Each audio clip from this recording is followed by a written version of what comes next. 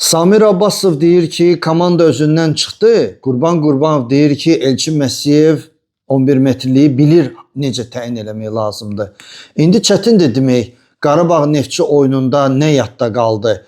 O şübhəli 11 metrlik, yoxsa tribunalar, yoxsa oyun, yoxsa Neftçinin səhvləri və yaxud da Qarabağın qolları. Oyun ətrafında çox şey danışmaq olar, amma Azərbaycan derbisi maraqlı yadda qaldı və aydın oldu ki, Neftçi özünə gəlir, müəyyən güclənsə artıq Qarabağla hələ bu dəqiqə bacarmır, amma o biri komandalarla bacara bilər.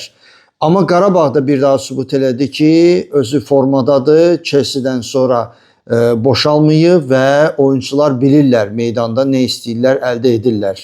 Hər iki komandaya uğurlar və qabaqda belə maraqlı oyunların olmasını ümid edirik. Amma əlbəttə ki, şübhəli 11 metrliklər olmasın.